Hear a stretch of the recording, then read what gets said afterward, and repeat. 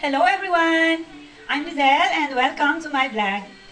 Dito po ako ngayon sa bahay dahil nga Sunday, kailangan din natin magpahinga. Sa work natin, nagkakataon din talaga na meron tayong duty or nagtatrabaho tayo ng kahit na Sunday. Pero ngayon guys, off natin. Gawa ng nag-duty po tayo kasi kahapon. At sinuwerte na rin tayo dahil nga nandito yung papa ni Hayam, siya muna ang pansamantalang nag-alaga at nag-supervise dito kay nanay sa bahay sa pag-aalaga kay Hayam at syempre sa mga gawaing bahay na rin guys. Pag uwi ko nga po kanina napakatahimik at wala dito si nanay. Yung pala guys inutusan siya na mamalengke. Hay, salamat naman at ako'y nakaligtas. Wala naman din talaga akong pamalengke.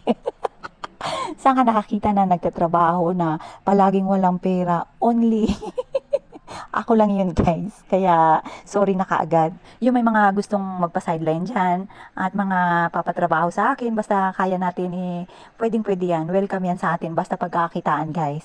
Pagdating nga po pala ni nanay guys, ako na ang nag-segregate ng mga pinamili niya at dahil nga mukhang pagod si nanay, dahil nga guys, nagpabalik-balik pala siya, yun nga, ang kanyang listahan nawala. Kaya pagdating dito sa bahay, malapit na sana siya, bumalik na naman siya doon sa labasan. Dahil may nakalimutan na naman siyang bilhin. Kaya pala, sabi parang halos magdadalawang oras na wala si nanay. Pero nga guys, malapit lang po kasi ito. Kaya nagtataka naman ako. Kaya niloko ko siya guys pagdating niya dito. Akala ko kung saang bahay na siya pumunta. Grabe nga po ang tawa niya dahil hindi niya kaakalain na ganun katagal.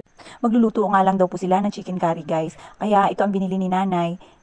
Picture ng manok. Nagdudubli ingat na po talaga yung mga tao dito guys. Itakot na rin magkasakit, takot na makaramdam ulit ng mga pananakit ng tuhod.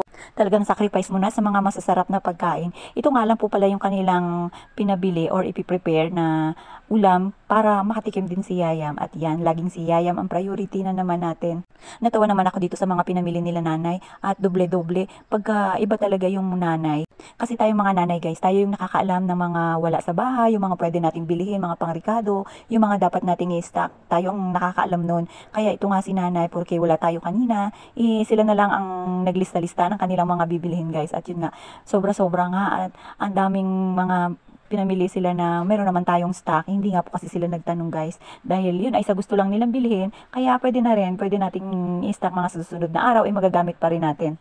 Mukhang pagod nga ito si nanay kahit na maaga pa parang nakikita ko sa kanya pagod na pagod siya guys. At yun nga sabi niya ipabalik-balik siya. Kaya sabi ko ako na ang magluluto. Kaya ayan sinimulan ko na. Sa totoo lang super hirap din po talaga yung pagiging isang kasambahay guys. Kasi nga yung lalo pa marami kang amo, marami kang bossing na nag-uutos sa'yo. Tapos hindi mo alam kung sino yung susundin mo, di ba? Parang, syempre matataranta ka at minsan dyan yung time na magkakamali ka at yung time na pagagalitan kapag nakita ka ng bossing mo na meron kang maling nagawa, di ba?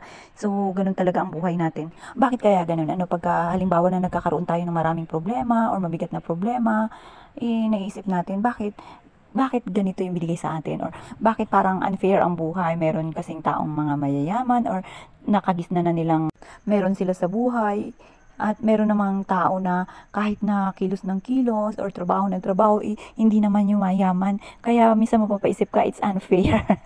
Pero alam nyo guys, huwag tayong mawawala ng pag-asa. Basta tiyaga lang tayo, sabayan lang natin ng dasal, sipag lang tayo. Talagang mangyayari naman na ibibigay sa atin ni God yan. Dahil lahat ng pangarap natin, hindi yan matutupad kung hindi natin sasabayan ng mga gawa. Andun nga po pala si nanay ngayon sa loob, guys. Siya muna yung nagbabantay kaya. Actually, si nanay po magpapaalam po sana, uuwi po siya ngayon. So, pinayagan naman namin siya dahil nga parang dinig ko meron silang problema sa family problem, guys. Kaya sabi namin pwede naman din siyang umuwi. Kaya lang parang iniisip niya saka na lang siya uuwi. Parang paiba-iba yung kanyang isip guys dahil siguro inisip niya yung pang financial. Wala namang problema kung halimbawa na magsasabi siya sa amin kasi nga may pera naman yung aming financer dyan. Hindi guys, yung totoo kasi po may problema siya sa apo niya. Kaya na habang nagtatrabaho siya dito sa amin, yung isang anak niya na meron na ring pamilya, yung pinagbilinan niya ng dalawa niyang apo. Kasi guys, si nanay wala na po yan siyang asawa at siya na lang yung bumubuhay sa kanyang mga apo.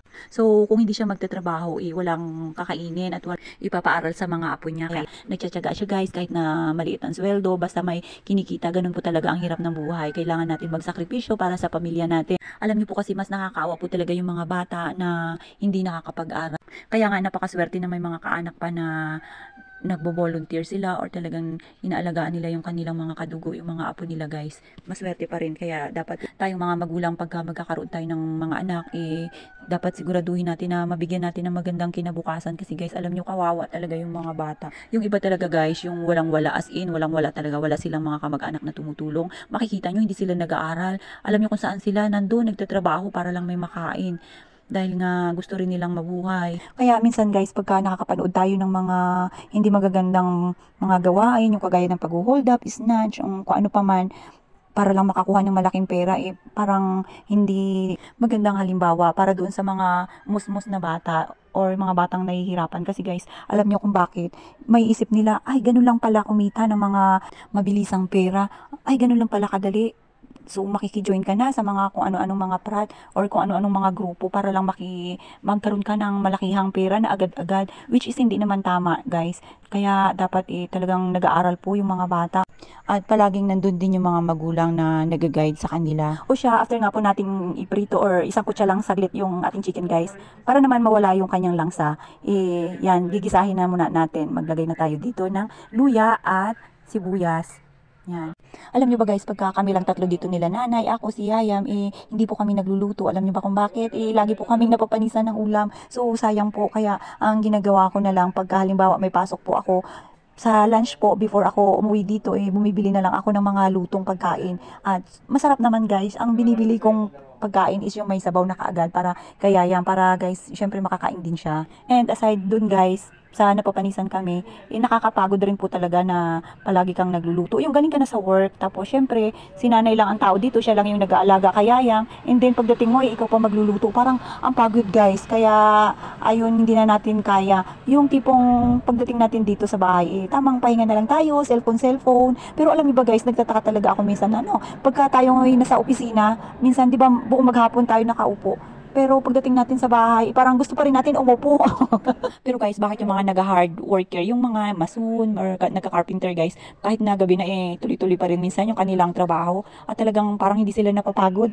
Kaya nga guys, pasalamat pa rin tayo sa ating mga magulang kung ano man yung narating natin ngayon, kahit na hirap pa rin tayo ngayon, o at least hindi tayo pinababayaan ng ating mga magulang. Nandyan pa rin sila, talagang sinamahan nila tayo hanggang sa paglaki natin guys. At syempre kahit na hirap sa buhay, talagang tsinaga tayo ng ating mga magulang na pag-aralin, kahit na yung iba nga guys, talagang as in wala po talagang trabaho, pero naghahanap sila ng paraan para mapag-aral yung mga anak dahil nga sa walang kakayanan na pang pinansyal, pang tuition sa mga anak. Pero pagka tayong mga anak naman talagang willing na makatapos or magkaroon ng magandang kinabukasan, talaga pong ipagkakaloob yan sa atin ni Lord. At sobrang ma-admire mo guys yung mga batang nakapagtapos na walang mga magulang. Alam niyo yun, yung mga maagang nawala ng magulang pero nagsikap sila para makapagtapos. Yun yung ginagawa nila guys, yung parang nag-working students sila.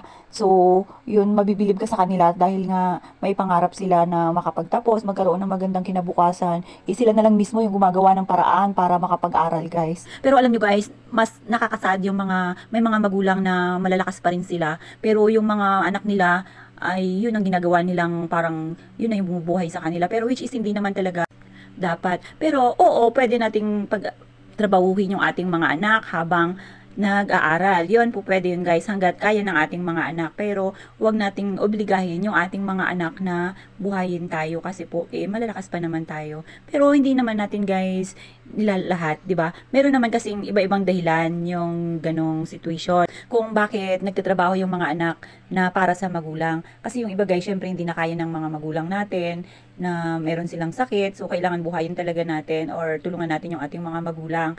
Pero guys, sana habang bata pa yung ating mga anak, wag nating hayaan na magtrabaho lang sila na kasi bata pa guys, kumbaga may pagkakataon pa or mahaba pa ang pagkakataon para magkaroon sila ng magandang kinabukasan. Oo, yung trabaho po nandyan lang. Ang pag-aaral po, pagka tumanda na tayo, syempre mahihiya na tayo mag-aaral, di ba? Dapat po tayong mga magulang, mahalin natin yung ating mga anak, magkaroon tayo ng pangarap para sa kanila. Alam nyo guys, hindi ko pa po pala ito na ikukwento sa inyo. meron na po akong mga anak pero nandun po sa daddy nila sa Batangas. Pero guys, kahit na ganoon, kahit na malayo sila nag-aaral po yun sila, hindi po sila napapabayaan na. Kasi yun po talaga yung bilin ko sa kanya nila sa tuwing mag-uusap kami guys. Lagi kong nire-remind mag-aral lang mabuti para magkaroon ng magandang kinabukasan kasi ang edukasyon guys, yun yung kayamanan na hindi talaga mananakaw sa atin. Kahit na anong hirap ng buhay, basta nakapagtapos po tayo at nagkaroon ng magandang kinabukasan kasi kapag nakapagtapos po talaga tayo, hindi tayo pwedeng apak-apakan, kaya nating ipaglaban or hindi tayo tatamimi na lang dyan dahil nga sabi nga minsan nagsiself-pity tayo, di ba? O porque ganito lang ako, hindi ako nakapagtapos, ginaganto-ganto na lang. Wala pong ganon. Nasa tao po kasi yun, yung ating kinabukasan, nasa sarili po natin. Kaya kailangan po itulungan din po natin yung ating sarili para maiahon natin sa kahirapan or maging maayos po ba tayo. Hindi naman tayo ganun karangya, hindi naman tayo ganun kayaman, pero guys, at least kaya nating mamuhay ng maayos kasi po kahit papaano nagpupursige tayo na magkaroon ng magandang kinabukasan. Sinasabi ko nga po sa inyo na hindi man po ako perpektong nanay, pero ginagawa ko po ang lahat para laging i-remind sa mga anak ko, tulungan sila na mag-aral ng mabuti, makapagtapos at magkaroon ng magandang kinabukasan. Yun nga guys, lagi kong inuulit-ulit sa kanila, lagi ako nagbibigay ng example, lagi akong nagbibigay ng pwede nilang i-admire na dapat po talaga napakahalaga ng pag-aaral, kaya mag-aaral po sila ng mabuti. Yun po yung lagi kong inuulit-ulit sa kanila. Kagaya rin po ng sa amin guys, sa family namin, sa mga magulang ko, yung tatay ko po at nanay ko po wala po talagang trabaho na permanente. So ang tatay ko po ay nagsasaka po, and yung nanay ko is isang housekeeper. Hindi po kami mayaman, hindi po kami nagugutuman. Yun lang po talaga ang kaibahan pagka sa bukid ka nakatira or masipag magtanim-tanim yung mga magulang mo na kahit pa paano meron kang napipitas, may naaani ka. At yun na nga guys, pero sa financial talagang bitin-bitin po talaga kami. Alam niyo po ba kung bakit? Talagang sa kagustuhan din naming makapagtapos dahil nga po, syempre dito kami sa syudad guys, marami kaming nakikita, mga pinsan namin, mga kaibigan, kamag-anak na mga ano na rin, may mga professional na rin. Kaya nakikita po namin kung anong buhay meron sila. Syempre kami guys, mahirap lang kami. Nangangarap din kami na maging maayos ang aming buhay, na balang araw magiging ganito rin kami. Kaya guys, kahit na mahirap yung mga ate ko po, minsan nagpapakatulong, nagtatrabaho po sila sa mga kamag-anakan din namin guys para kahit papaano kumita kami, kahit naman lang pang-alawan sa araw-araw. Kasi alam nyo guys, sa amin kasi nag-apply kami ng scholar. So kailangan namin yun guys kasi nga wala kaming pan-tuition. Kaya ang ginagawa na lang namin, minsan pag may mga bakanting araw, naglalaba po kami at namamalansya sa mga tita namin, or ako po minsan nag-aalaga po ako ng pamangkin ko doon sa ate ko para kahit papaano, kahit na pa 30-30 meron po tayong pamasahe sa tricycle, o di ba kahit papaano guys, talagang tiyaga-tiyaga tayo para lang sa kagustuhan natin na magkaroon ng certificate, magkaroon ng magandang kinabukasan. At syempre sa trabaho natin guys, sa awa naman ng Diyos guys, at tayo pinalad. Syempre ang ating paghihirap guys, palagi natin yung sinasamahan ng dasal. Alam niyo guys, yung pagiging mahirap namin talaga, yun yung nagdala sa amin sa maayos or para magkaroon ng mga pangarap. Dahil nga po kahit papaano kahit na naghihirap kami guys, tinuturuan pa rin kaming magdasal ng mga magulang namin, tinuturuan kaming magsimba. Dahil sabi nga nila, kung ano yung nakikita mo sa mga matatanda, sa mga ninuno mo, yun talaga yung mamanahin mo yun, at yun din ang gagawin mo. Kaya pasalamat na lang ako guys, at naging maayos at naging huwaran din sila sa amin kahit na ganun kahirap ang buhay. Lalo na sa aming mga lolo at lola, kahit na po nahirapan kami, sila po talaga yung nag-guide, number one na nag-guide sa amin. Kasi kahit na without them, syempre wala rin po kami ngayon. Bago ko nga lang po naiisip yung dating ginagawa sa amin ng lola namin, kasi pagka morning guys, pagising namin, lahat kami halos lahat kami magpipinsan doon, natutulog tayo ng lola namin. And then pag morning yan, tumutulong na kami, gigisingin na kami ng lola namin, magwalis na, mamulot ng buto ng kasoy, basta ganun guys, lahat kami may gagawin. Hindi pwedeng patulog-tulog na ang isa naglilinis na, yung iba natutulog pa. Hindi po pwedeng ganun, kailangan po lahat kami kikilos. Kaya ayun guys, parang pasalamat ako, naabutan ko pa yung may mga ganung panahon na talagang kailangan mo pagalitan para matuto. At yun talaga yung mga kabaligtaran ng mga bata ngayon guys, pagka pinagsabihan mo, madaling magtampo. At ikaw pa talaga na matanda ang mag-a-adjust para lang magkaayos kayo. So, paano guys, hanggang dyan lang po muna ang aking video. Hanggang sa muli. Salamat po!